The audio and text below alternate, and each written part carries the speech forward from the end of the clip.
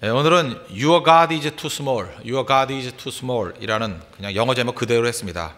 내가 믿는 하나님이 너무 작다, 내 하나님이 너무 작다라는 제목으로 하나님 말씀 증거하도록 하겠습니다. 사도행전 2장을 살폈죠.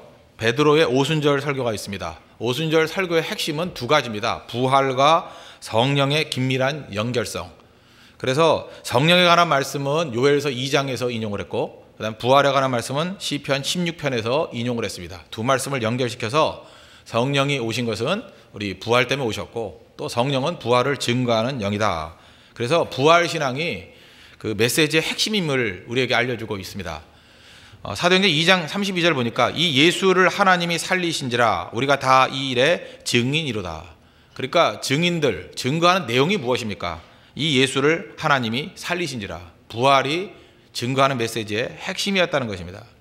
그러면 우리 믿음을 따르는 하나님의 백성들도 이 부활신앙을 가져야 되는 거 아닙니까? 우리 모든 사람들이 다 부활신앙을 가지고 있어야 되고, 또 부활신앙으로 무장하는 것이 중요하다고 생각을 합니다. 그러면 도대체 부활신앙이 어떻게 오는가? 오늘 조금 더 논리적인 우리 사도 바울이 로마서 4장에서 설명하고 있습니다. 도대체 부활신앙이 우리에게 어떻게 오는가? 여러분, 이제 부활신앙을 갖고 계신 분들이 거의 다라고 생각하는데, 그럼 우리가 부활신앙을 어떻게 갖게 됐는가? 혹시라도 이 자리에 있는 분들이나 또 부활신앙이 없는 분들은 도대체 부활신앙이 어떻게 오는지 그 경로를 한번 분석하고 파악할 필요성이 있다고 생각을 합니다.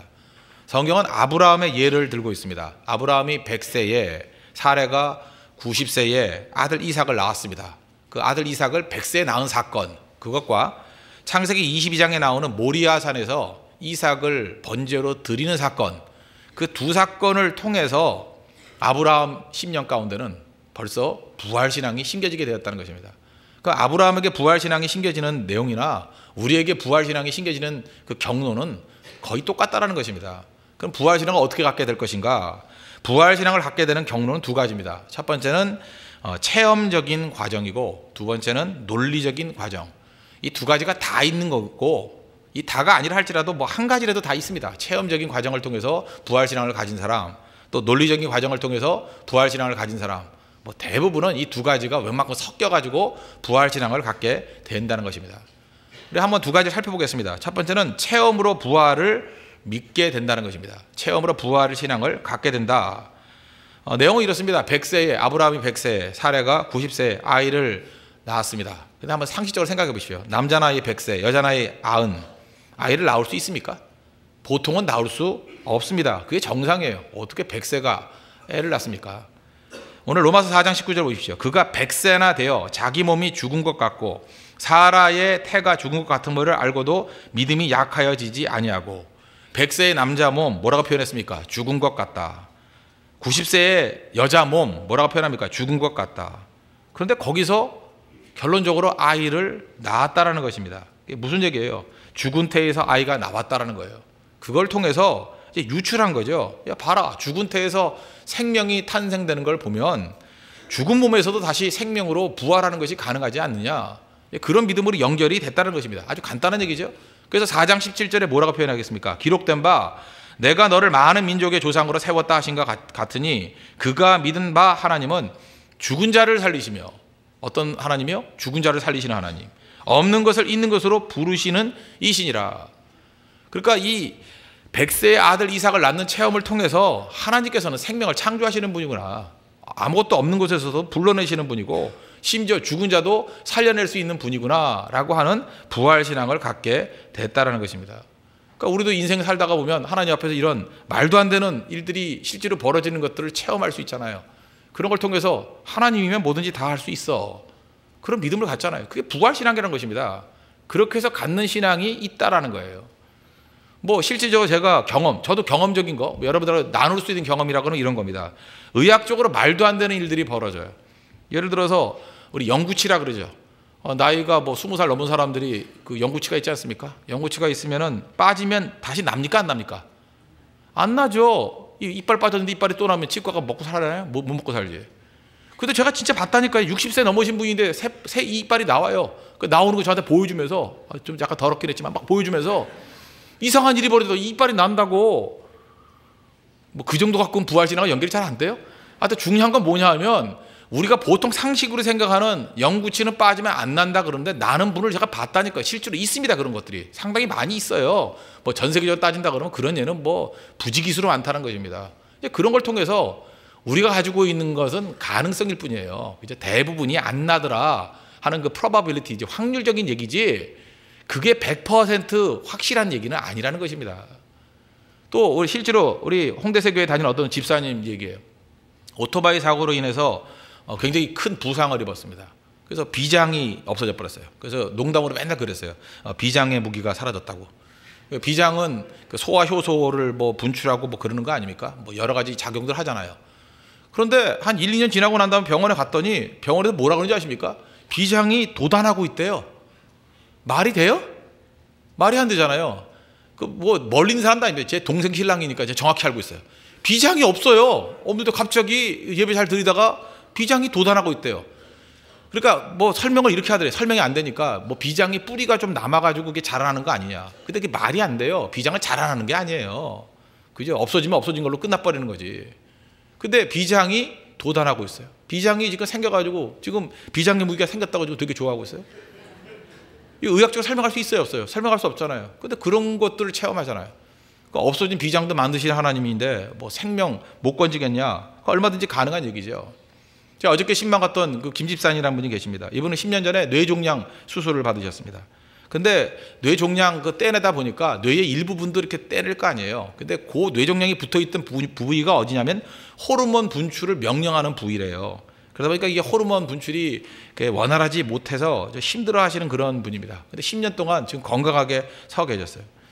제가 그때 어제 말씀을 증거할 때 그렇게 말씀을 증거했어요. 하나님께서 우리 몸에, 제가 여러 차례 그 병든 사람들 보니까 우리가 어떤 기능을 발휘하는 게 우리 몸에 한 가지만 있는 게 아니에요. 우리 보통 그렇게 지프 같은 거 타고 다닐 때 보면 스페어 타이어 뒤에 붙여놓잖아요. 우리 몸에도 스페어가 있어요. 뭐 예를 들어서 갑상선, 그래서 갑상선 호르몬 분출하는 게 없어졌다. 갑상선을 떼낸 사람 있죠. 그 중에 한 10% 내지 20%는 갑상선 말고 딴 데서 갑상선 기능을 대신해 주는 경우가 있어요. 진짜 그렇다니까요. 그래서 하나님의 내가 성격을 알거든요. 하나님에게 스페어를 만들어 두셔요.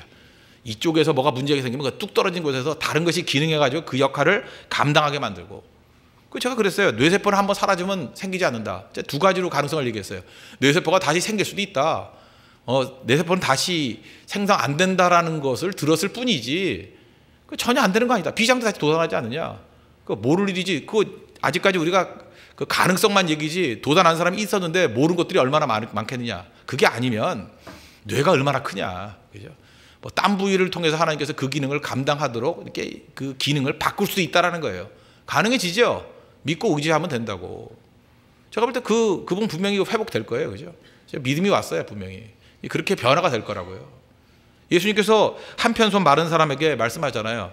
마가복음 3장 5절에 내 손을 내밀라 하시니 내밀매 그 손이 회복되더라. 말랐다는 건 뭐 죽었던 거 아니에요. 죽은 거. 완전히 말라서 죽은 거. 그죠? 기능이 다 죽은 거 아니에요. 피도 안 통하고 신경도 다 죽었고. 근데 예수님이 다 살려버리잖아요. 그런 체험을 통해서 우리가 뭘 할 수 있습니까? 예수님께서는 죽음도 이길 수 있는 부활의 주님이라는 거. 그래서 우리 삶 가운데 있던 모든 것들 다 죽었다 그러는 것들이 살아나는 모습을 통해서 이런 것도 살리시는 분인데 부활이 안 될 리가 없다. 그래서 유추해서 부활신앙으로 가는 거, 그게 아브라함의 신앙이었다는 것입니다. 그래서 우리의 체험을 통해서 부활신앙을 갖는 거, 이게 가능한 일이라는 것입니다. 또 한 가지, 아브라함이 부활신앙을 갖게 됐던 그 경로가 어떤 거냐 하면 논리적인 추론을 통해서 부활이 있다는 것을 깨달았다는 것입니다. 창세기 22장을 보면은 모리아산에서 그 순종하는 얘기가 나오죠. 100세에 얻은 아들 이삭을 번제로 드리렵니다. 이거는요, 100세에 얻은 귀한 아들을 번제로 드리기 때문에 힘들었다. 물론 그런 것도 있지만 또 한 가지 더 힘든 게 뭐냐면 신학적 혼란이 온 거예요. 갈등, 헷갈리는 거예요. 그죠? 이게 딜레마라고, 딜레마. 왜 그렇습니까? 하나님께서 약속하실 때 두 가지 약속이 충돌을 하는 거예요. 내 몸에서 난 후손이 하늘의 별과 같이 되게 하겠다. 복의 근원이 되게 하겠다. 그런데 내 몸에서 날 후손, 그 약속의 아들이 누구라는 거예요? 이삭이래요. 분명히 말씀해 주셨다고. 이삭이 약속의 아들이다. 그런데 그 아들을 바치래요. 그러면 이삭이 아직도 장가도 못 가고 어린애잖아요. 12살쯤 되는 어린애. 그렇죠. 근데 이삭을 죽이면 이삭을 몸을 통해서 자손을 주겠다고 하는 약속이 이루어져야 안 이루어져요? 하나님 진짜 헷갈립니다. 하나님 말이 됩니까? 이삭을 통해서 자손을 주신다 그러고 또 지금부터 이삭을 죽이라 그러고 근데 둘 다 전능하신 하나님, 내가 이제까지 믿어봤을 때 한 번도 의심치 않았던 그저 변함이 없으신 신실하신 하나님이 주신 명령이에요. 둘 다 하나님 명령이라고요. 헷갈리죠? 혼돈이 오죠? 그럴 때 아브라함이 무엇을 추론했냐면, 그렇지, 둘 다 하나님 말씀이라 그러면 첫 번째 이삭을 통해서 자손 만대까지 축복을 주겠다. 그건 이루어질 거야. 그런데 이삭을 죽이라 그래? 근데 어떻게 이삭을 통해서 그게 이루어지지? 부활시키는구나. 죽었다가 살리는구나. 그렇게 믿었다라는 거예요. 이게 제 추론이 아닙니다. 히브리서 11장 믿음장에 보면 그 얘기가 나와요. 히브리서 11장 7절, 8절, 17절, 18절, 19절 보면 아브라함은 시험을 받을 때 믿음으로 이삭을 드렸으니 그는 약속들을 받은 자로되 그 외아들을 드렸느니라. 그에게 이미 말씀하시기를 내 자손이라 칭할 자는 이삭으로 말미암으리라고 하셨으니, 자손이 이삭이에요. 이게 첫 번째 약속. 그가 하나님이 능히 이삭을 죽은 자 가운데서 다시 살리실 줄로 생각한지라. 추론이죠. 그렇잖아요. 이삭을 통해서 자손 주신다 그러는데 이삭을 바치래요. 그래서 아브라함이 뭐라고 생각했어요? 하나님이 능히 이삭을 죽은 자 가운데서 다시 살리실 줄로 생각한지라. 비유컨대 그를 죽은 자 가운데서 도로 받을 것이니라. 이렇게 논리적 귀결이 왔다는 것입니다. 그래서 우리 삶 가운데 보면 하나님께서 우리에게 주신 약속들이 있지 않습니까? 이게 철저히 믿으면 모순적으로 보이는 것들이 있어요. 근데 그 모순같이 보이는 그 자리가 사실은 믿음이 자라는 자리예요. 그래서 신앙이 깊은 사람들 보면 무슨 엉뚱한 소리 많이 해요. 모순적인 얘기 많이 해요. 뭐 예를 들어서 그 마틴 루터가 했던 얘기죠. 너무 바빠서 기도합니다. 말이 안 되죠. 그죠? Too busy not to pray. 너무 바빠서 기도합니다. 뭐 이런 거. 아니면 또 뭐 안셀무스 같은 사람이 그런 얘기했죠. 나는 불합리하기 때문에 믿는다. 그게 무슨 얘기인지 알아요? 뭐 별 표정이 없는 거 보지. 아침부터 쓸데없는 소리 그만할게. 어쨌든 간에 이런 것들이 있다는 거예요. 이런 것들이. 그죠? 논리적 귀결이에요. 논리적. 두 가지 모순적인 것들 속에서 둘 다 하나님이 주신 말씀이에요.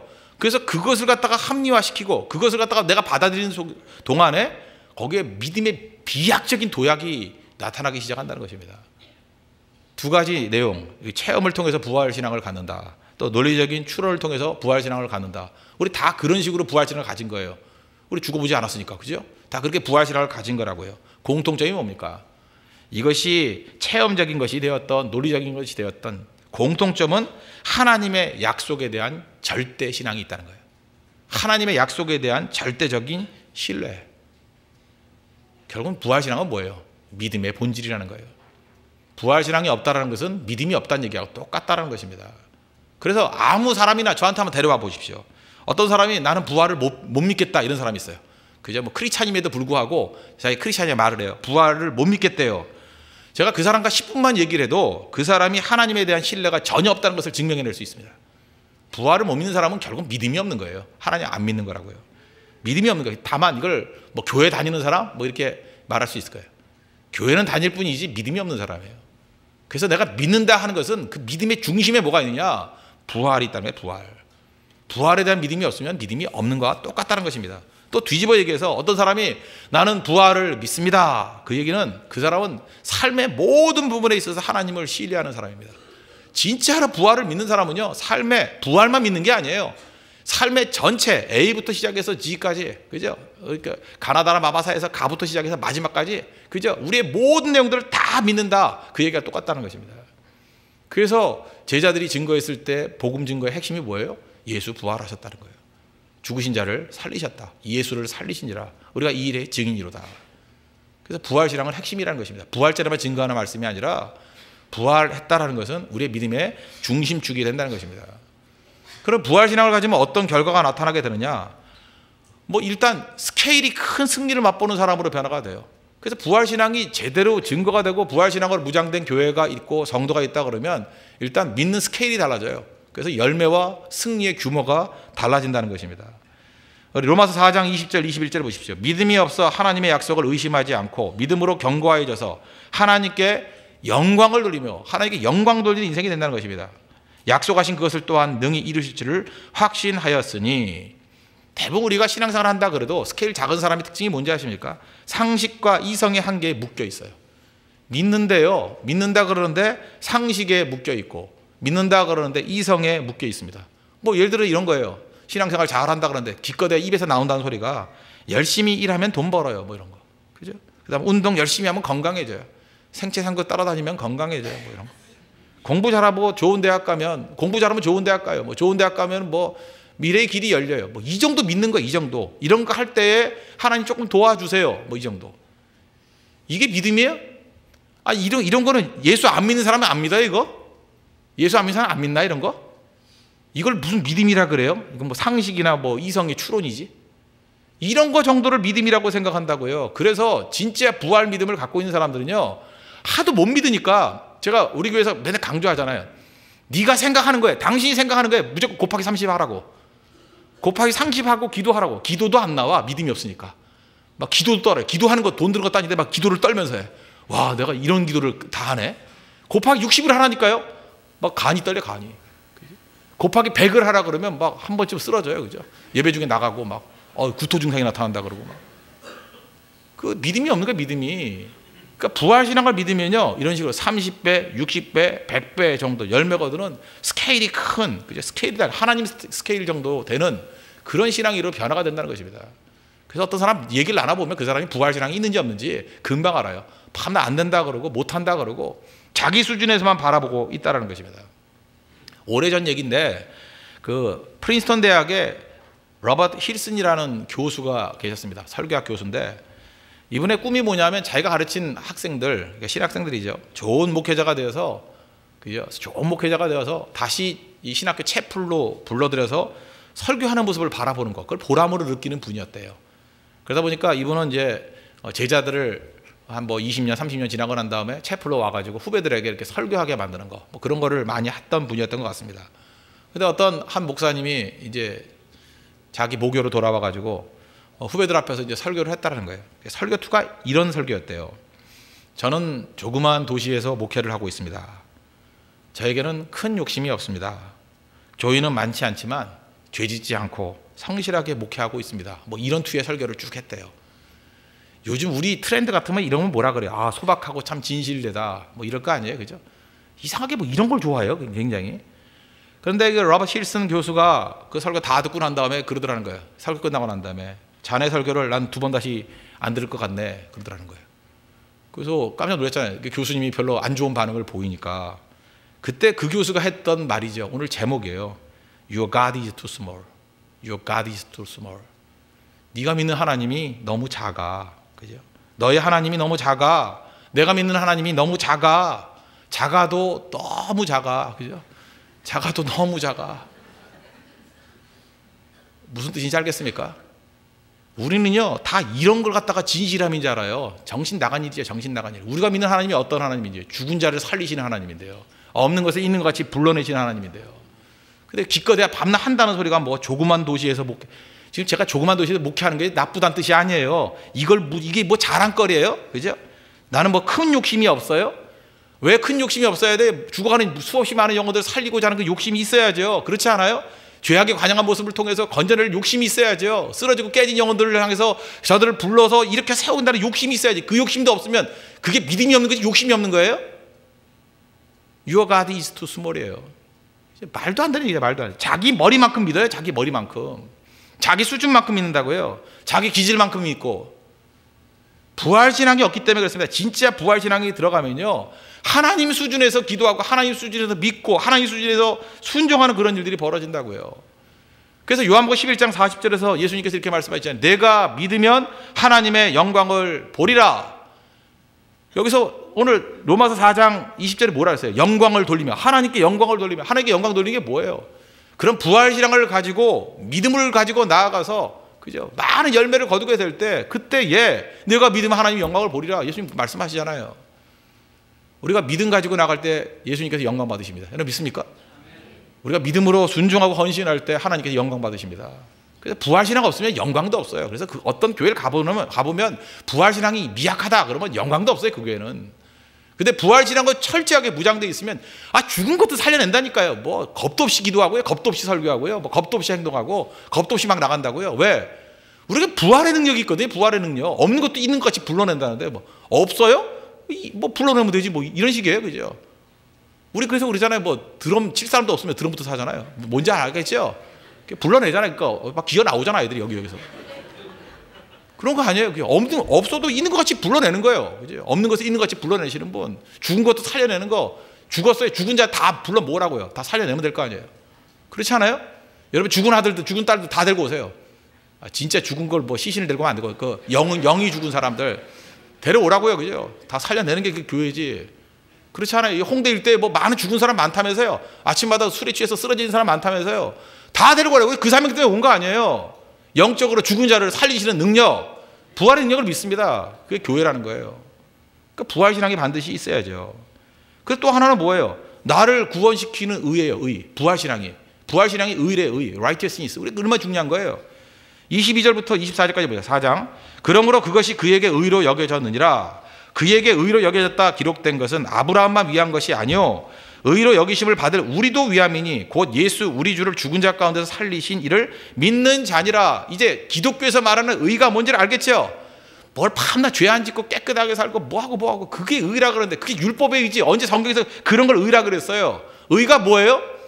믿는 게 의예요. 믿는 게 믿음으로 말미암아 열매를 거두고 믿음으로 말미암아 승리하고 믿음 가지고 죽은 걸 살리고 믿음 가지고 없는 것을 불러내는 것. 그걸 뭐라 그래요? 그걸 믿음이라 그러고 그런 믿음이 작동될 때 하나님 뭐라 그래요? 야, 너 진짜 의로워. 그렇다. 의로워. 그럼 우리 성도들에게 여러분의 의로움을 좀 보여주십시오. 의로움이 뭐예요? 뭐 거룩한 척하고 뭐 예쁘게 웃고 뭐 다 은혜지요. 이게 의인지 알아요? 믿음으로 승리한 모습을 보여달라고요. 그게 의라니까. 의. 교회는 의로워야 됩니다. 의가 넘쳐나야 돼요. 넘쳐나야 된다고요. 그래서 믿음으로 승리했던 내용들을 보여줘야 돼요. 우리 한 달도 안 됐죠. 우리 그런 얘기 있잖아요. 홍대 세교회 근처에 사시는 분들이 별로 없잖아요.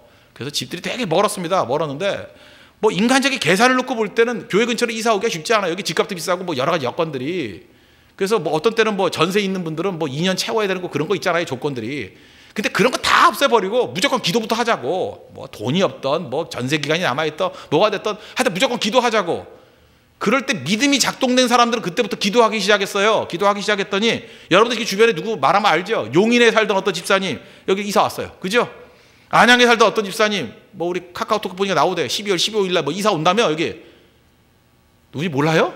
서시성을 가진 집사님. 오신다면서요? 그것도 되잖아요. 그 다음에 남양주에 있는 사람도 기도하니까 오고 뭐 어떤 때는 뭐 합정동으로 이사 오신 어떤 대기라는 집사님 그 가정 아시잖아요.